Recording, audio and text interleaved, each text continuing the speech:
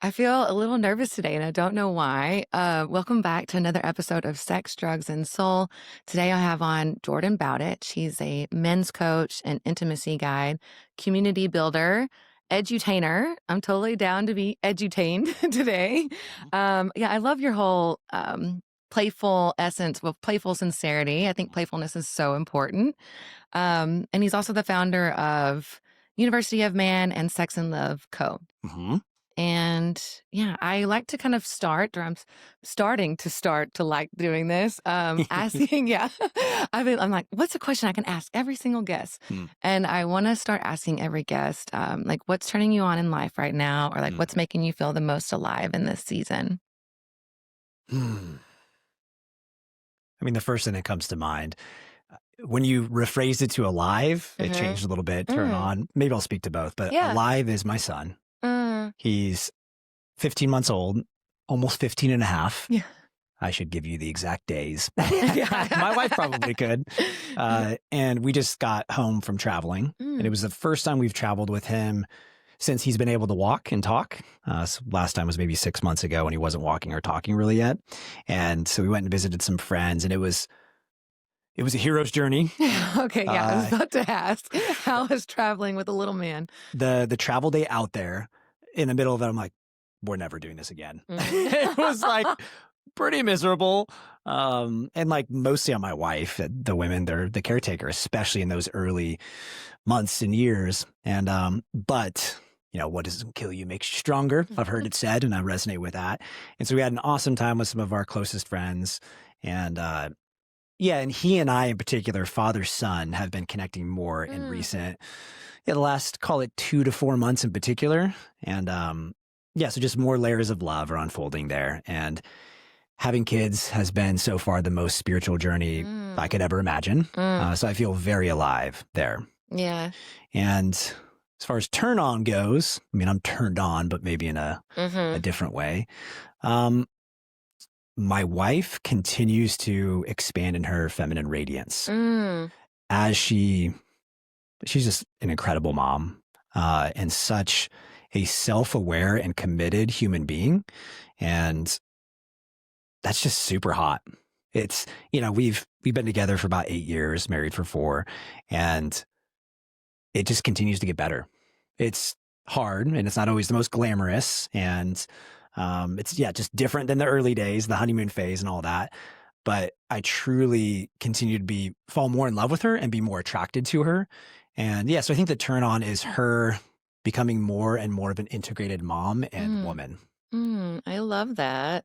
Are there any like practices that y'all have like implemented like from the get-go, or that have helped like to keep that relationship thriving? Or Oh, there's many. okay, yeah, I'm curious because I feel like that's such a beautiful relationship and sentiment. And so I'm like, okay, let's give me and the people listening some tips and insight tricks. Yeah.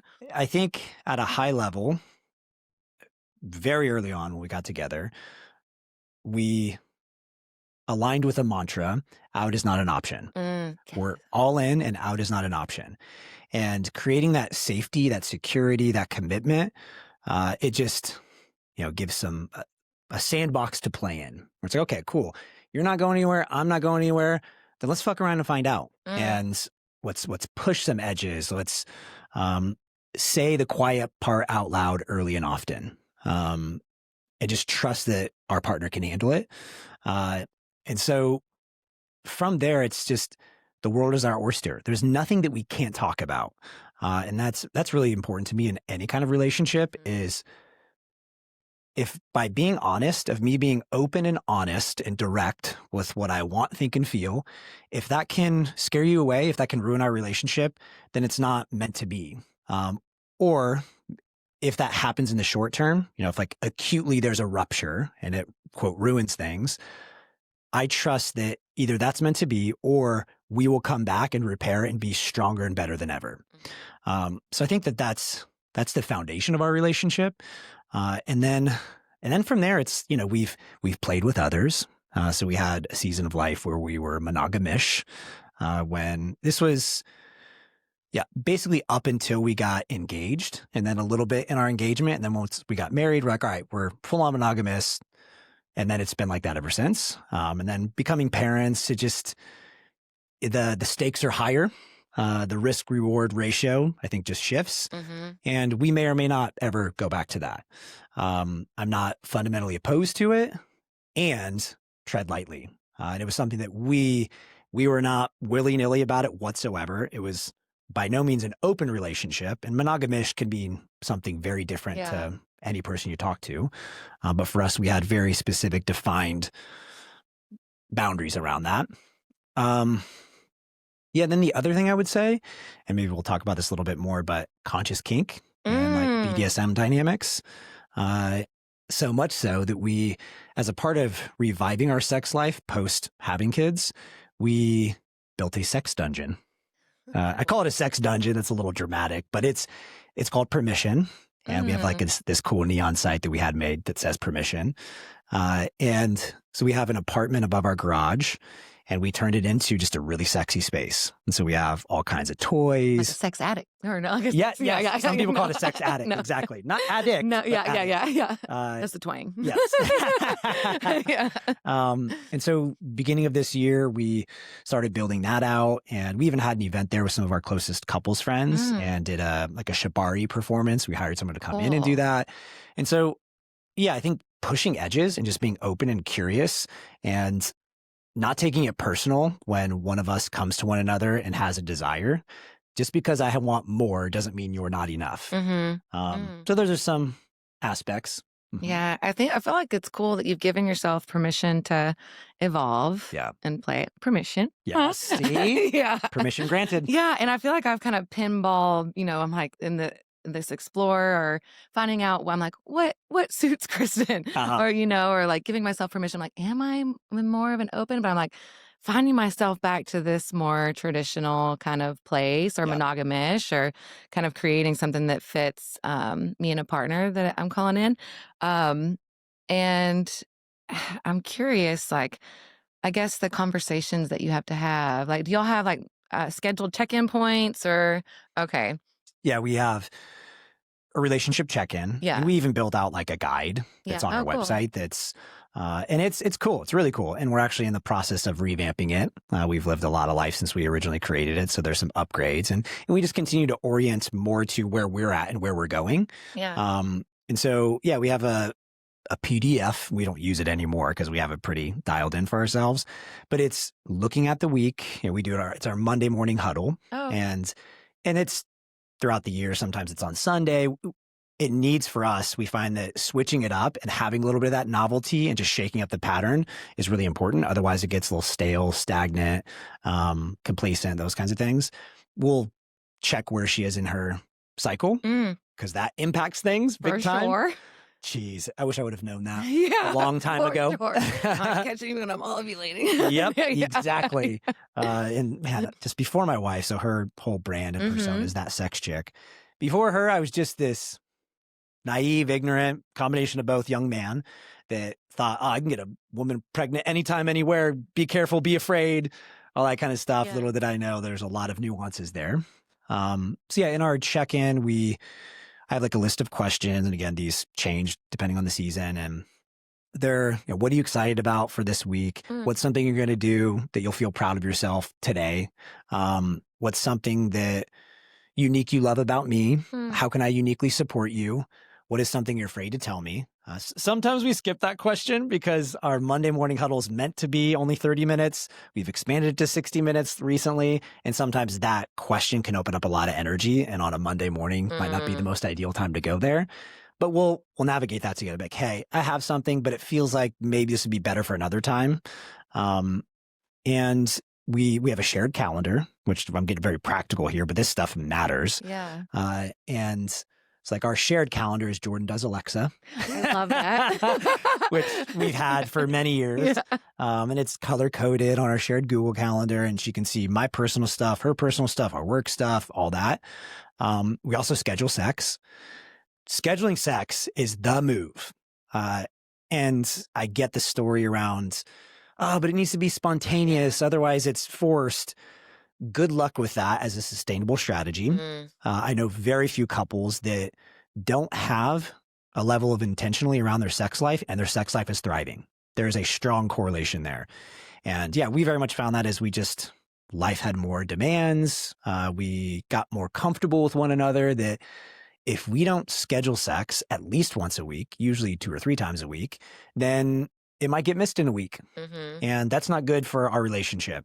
And it's not just about sex being fun and connective. Obviously, that all matters. But sex is critical to our relationship, to our individual and collective well-being, our harmony. It's the most supernatural act and experience known to mankind. It literally creates life. My son came from that when I came. and it's like, I'm coming, Daddy. Right? Exactly. Come on. He was a strong swimmer, that one. Yeah, and it's the literal creation of life. It is simultaneously the most pleasurable, orgasmic experience that's like otherworldly, and it's the source of generally the most shame. And so it's just like big volatile energy, and navigating that together, it's the ultimate alchemizing agent. And so, yeah, I think that is critical for the longevity of any relationship, is to put a lot of intention and sincerity around that. Yeah, I just think that it speaks to that you're prioritizing it. And like the story that you can spin around it can shift, right? If you're telling, oh, it's going to take the spontaneity, oh, it actually could be a way to introduce novelty. You're just making time for it. Yeah. And yeah, do y'all schedule? I'm curious, like 30 minutes, an hour? Like, what do we, 2 hours? Like, it depends. And so we have different buckets in our intimacy domain. So we have like sexploration is one of them. And so we have quickies. Yeah. So we'll do like a 30-minute quickie will be on the calendar. Sexploration, usually at least 60 minutes, sometimes 90 minutes to a couple hours. And sexploration is, we're going to try something new. And each of these creates a minimum effective dose of expectation, to where, okay, going into sexploration, this might be a little awkward. We're going to try something new, and we may or may not even have sex, but we're going to try a new toy. We're going to watch like some conscious porn, and we just might do something different. And so having a little bit of space for grace in that we find really powerful. And then another one is king or queen worship, or you can call it god or goddess worship, whatever verbiage you like. And so when we're at our best, every other week we alternate that. So say this week is king worship, then for 1 to 2 hours, she creates an experience for me. And like the focus is on supporting, serving, loving me in that way. And then the next week I'll do the same thing for her. And she gets to just surrender into that container that I create. Yeah. And it can be so simple. And this is something I'm reminding myself. And certainly when I was first navigating this domain, I felt like it had to be perfect, like really clever, really just dialed in. And it's fine to approach it with that level of care. But just a few little things make all the difference. Even again, just having it on the calendar makes all the difference, even if nothing else happens. And then there's another bucket that I'm forgetting, but those are the main ones. The quickies, exploration, king, queen worship. If you have those, interspersed on your calendar, you'll do well. Yeah. I love those. And I love the king, queen worship. Yeah. I'm like, oh, because it's an opportunity to just receive too and feel honored and cherished.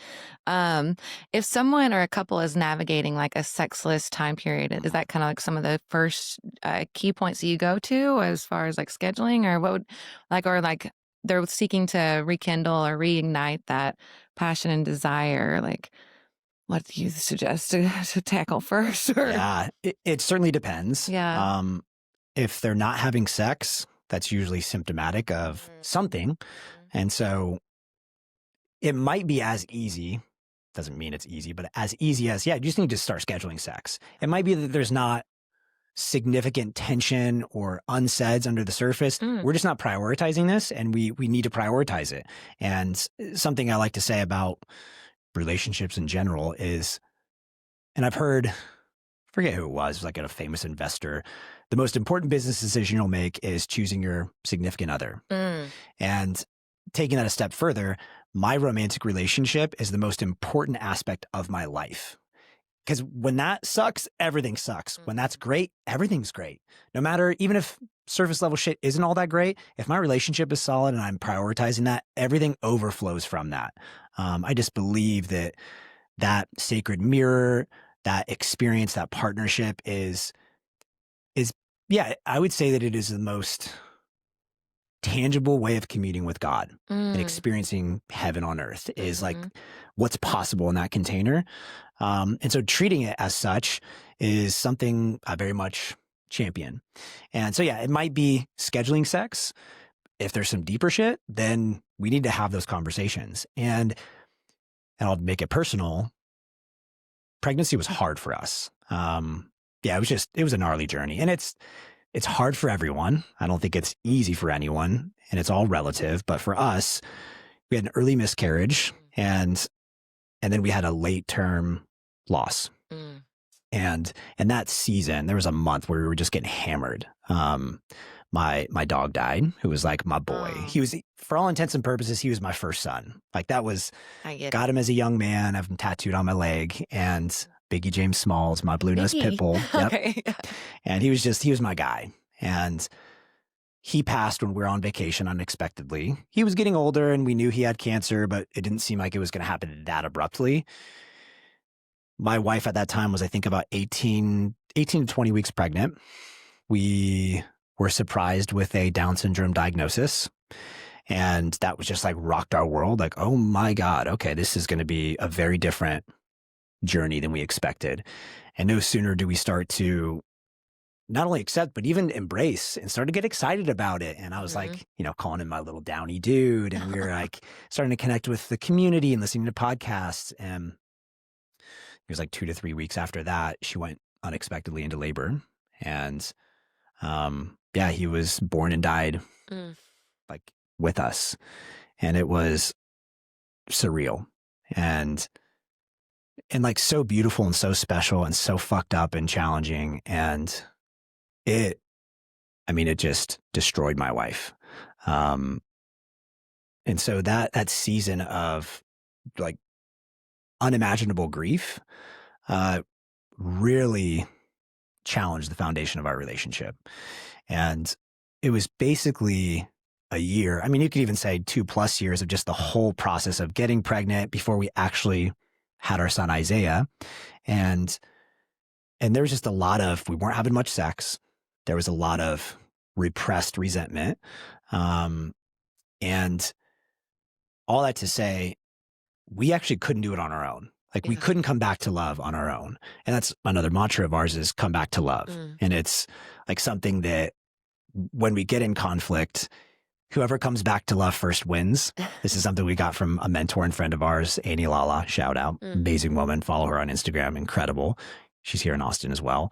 And so we couldn't come back to love. And we actually engaged a couple in our community that are some of our best friends, and this is something I think is really important to share. A strong belief and personal experience I have is for couples to thrive, they need other couples.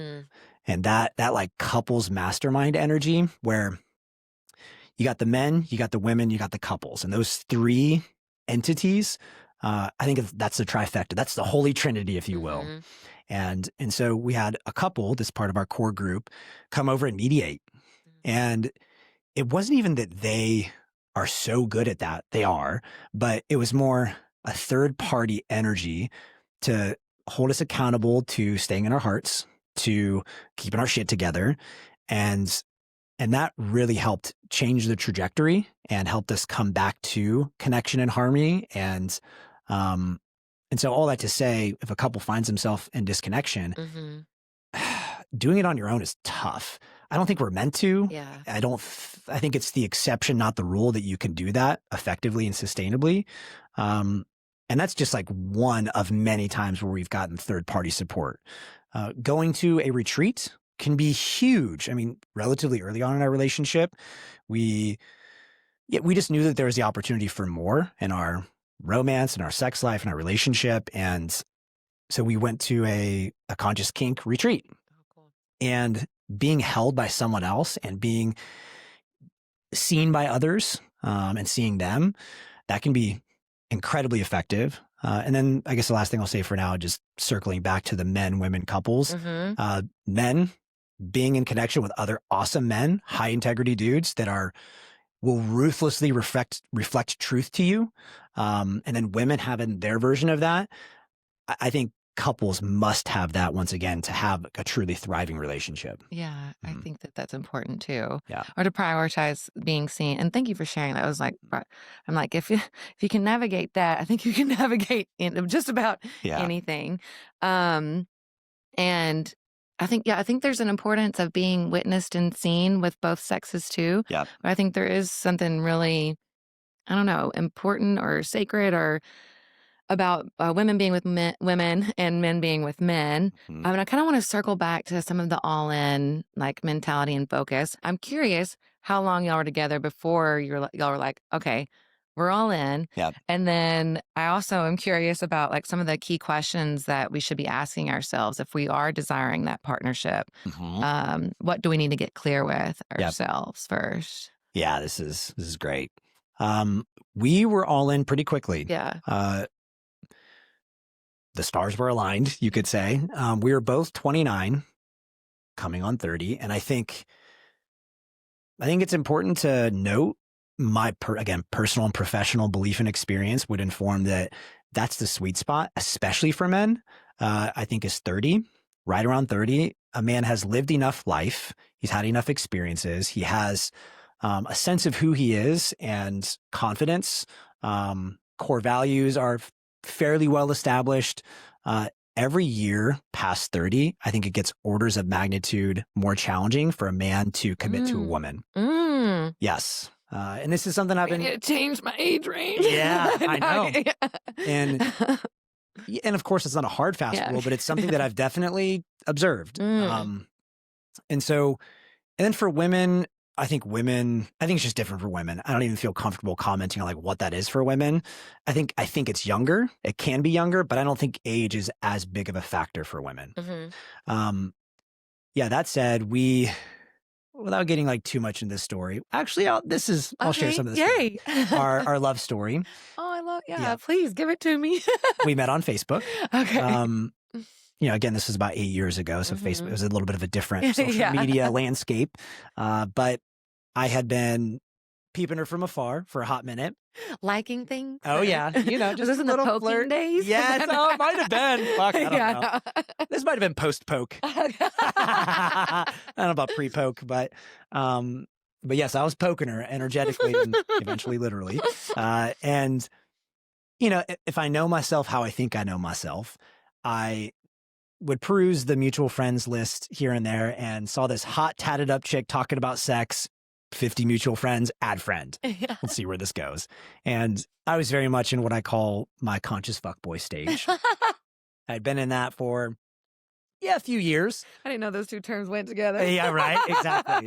It was where I kind of latched onto some concepts and phrases. One was anti-game is the best game, which is, authenticity, vulnerability, where I'm just... The buzzwords? The buzzwords. Okay. I was hot on those buzzwords. Okay. Yeah, I'd be on a date and it's like I would share, I feel nervous. I would just be honest with how I really felt. And I knew this works. Chicks love this shit.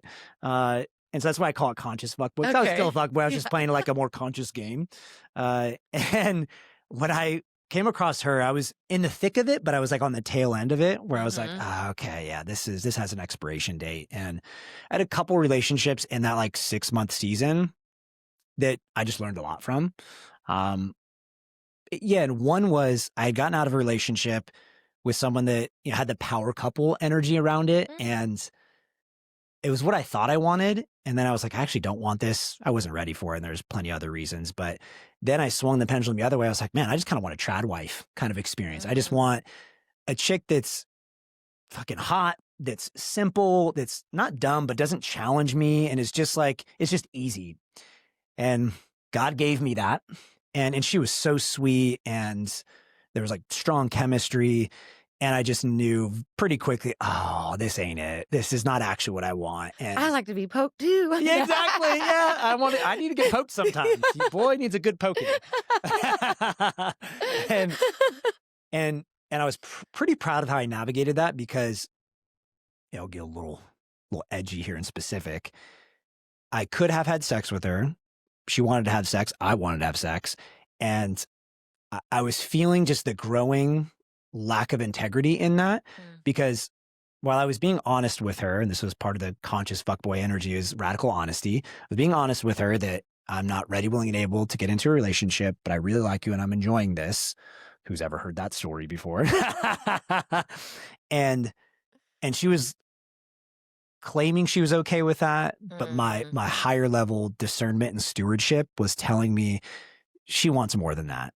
And on the one hand, I could be like, well, like she's a grown ass woman, trust her word and her agency, and call me a little old fashioned, but I think a man is called to like greater stewardship of a relationship and preserving the sanctity of romance. And so I eventually cut that off without having sex with her, which was a big deal for me. And then very quickly got into another relationship and was falling in love with that woman, but I was just like terrified of commitment. And so I essentially ghosted her and like broke her heart. And then when I was like, okay, actually, I think I'm ready. She was like, no, bro, like I'm good. I've moved on. And like, that was like, oh, fuck, I blew it. So all of this context to say I was being very public about my journey and all of this and very just open. And she simultaneously is having her own heroine journey and sharing that. And long story, not so short, I catch her on a Facebook Live where she's describing a heartbreak she's going through and tears are streaming down her face, but she's so like cool, calm, collected, confident, eloquent, expressing what she's going through. And I was just mesmerized by it. Totally captivated. And so pretty much immediately I sent her a voice note that started with a little freestyle rap. Yep. Which is just like, yeah, this feels like what I want to do. And we traded some voice notes, some videos, and then it turned into a couple FaceTime dates. And then probably less than a month after that, I flew from San Diego to New Orleans, where she's from and was living, to meet her and told her I loved her that weekend. She reciprocated. And it was just like, all right, we're doing this. Wow. And, there were other experiences over the course of the next few months that stress tested us. Okay, like we're feeling this love. It's sincere, but is this like meant to last a lifetime? And we went to a Vision Festival, which traveling or going to a gnarly experience at a festival as a couple can really stress test the relationship. Tell you. Yeah. And so, I think there is something to fools rush in energy. I do too. I'm like, but how do we tell? Yeah, totally. Yeah. And I think we were to some degree, I don't even want to say an anomaly because I know plenty of incredible couples that have their own version of a similar story where it was just the sweet spot of a lot of God and synchronicity. And I'm meeting the moment with courage and commitment. And I think we were both just there together. Oh, I love that you said courage and commitment. Yeah. Yeah. It seems like a whirlwind of all the, it can be, like our decision to make the choice to be committed. But yeah, sometimes I found myself in, situations where I'm like, I think that I'm so excited about this one. And then it kind of fizzles out. But maybe we're at the same point, to make that decision together. It sounds like y'all met it. And I'm curious, I have this question. I don't want to deviate too far before it even makes sense. Well, you mentioned like a couple of things about like traditional wife I'm curious about polarity and where that comes into play with like masculine and feminine energy dynamics.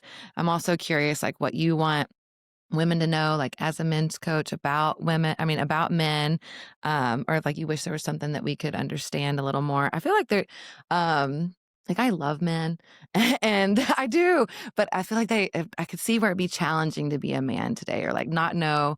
Like on the heels, I guess, after Me Too, or do I open this door? Do I not? Do I kind of navigating some like turbulent water per se? Like, is this going to be accepted? Is this going to be slammed in my face? Like all those things. So kind of just like,